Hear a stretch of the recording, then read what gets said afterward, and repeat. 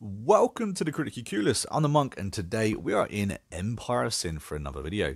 Today's video is my top 3 bosses.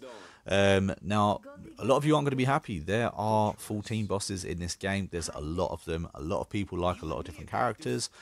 But after playing quite a few playthroughs and after using every single boss, I'm going to give you who I think my 3 favourite bosses are in the game so far. I'm going to tell you why, and basically it all comes down to the boss's ability. Special shout out has to be given to Al Capone and Frankie Donovan. They do not feature in this list, unfortunately, guys. Don't get too mad at me, but I do quite like their abilities. Unfortunately, they just don't quite make the top 3 cut. So the first one, here it is. Mabel Riley. The reason she's on this list is the Swindler's Shot. Take a trick shot. Mark multiple targets, fire one well-aimed shot that ricochets between them. Anyone caught in the bullet's path takes damage and has a deep wounds effect applied, meaning after the round is over, whether you kill them or not, they will heavily bleed out, most likely dying as a result. Obviously, if you actually level her all the way up, it works really, really well.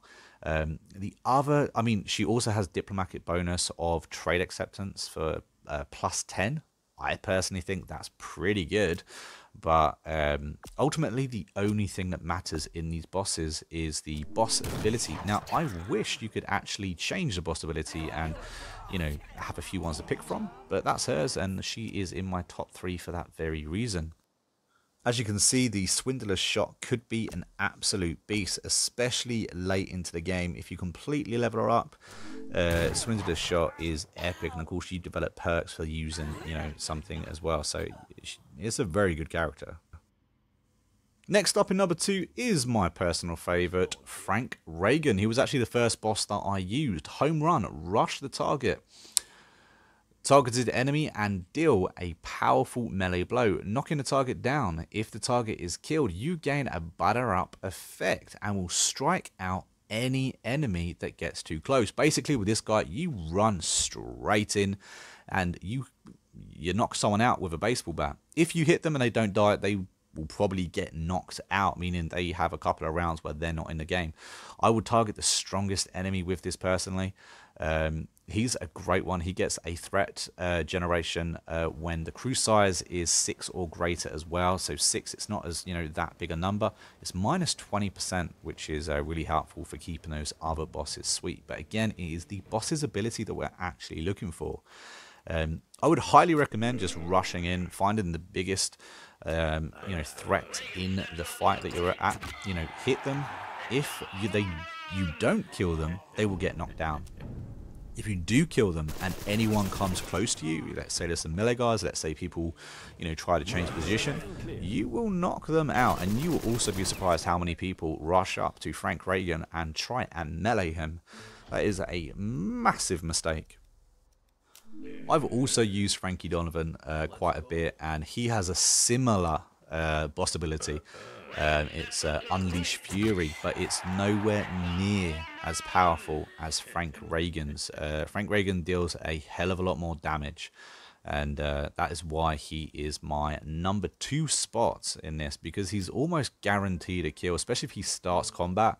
You know, that's almost 2 characters gone. If he does actually kill someone, he gets batter up. He's got a very strong possibility of, you know, knocking someone else out as well. His baseball bat is devastating in a battle, and I had a lot of fun using him and using the melee attack. I do highly recommend him. His boss ability is just awesome. And of course, that leaves us to the number 1 spot, Daniel McGhee Jackson.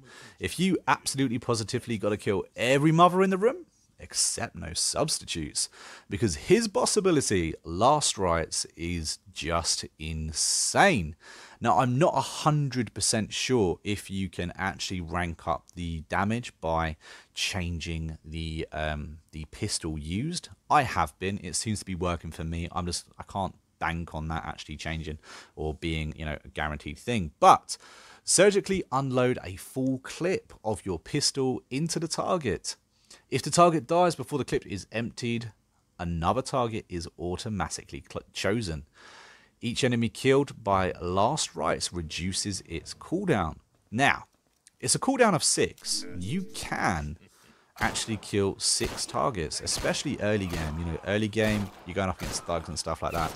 You can kill all 6, which means that the next turn, if there's more people, if you find like a really juicy area, you know, you can use it again. Its cooldown is really, really good. I have killed 5 or 6 people regularly with this guy. His bullet seems to be really good. It's 2 to 3 bullets, you know, per person, especially early game. Obviously later game, you know, it's a little bit more, but he's almost guaranteed to kill at least 2 people. And that means that his boss ability then is ready for you again, you know, in just a couple of turns. He is absolutely amazing. This is the best boss ability I've seen. I've heard loads of people talking about the Swindler shot. Not many people talk about Frank Reagan, but I've heard no one talk about Jackson. He is epic. So guys, if you haven't used Jackson yet, make sure you do try him out, because like I said, he is my favorite. I think he is the strongest boss in the game. And that is it, guys. That is my top 3 bosses in this game. Now I can cover other bosses if you want to. If you want me to, just put that down in the comments. But what I'm interested in finding out is, who is your favorite boss and why? Why have you chosen someone out of all of those bosses? Why is it they are your favorite boss? Put it down in the comments, because I'm very interested to know, you know, who currently is the favorite boss out there. Anyway, guys, I've been a monk with been critically clueless. If you've enjoyed this video, don't forget to hit that like button, and of course, don't forget to subscribe to the channel. Every subscription really, really helps us out. We have just hit 700 subscribers very recently, and so we are chasing that big 800 for us now. Anyway, guys, I will catch you in the next video real soon, and I hope you've enjoyed.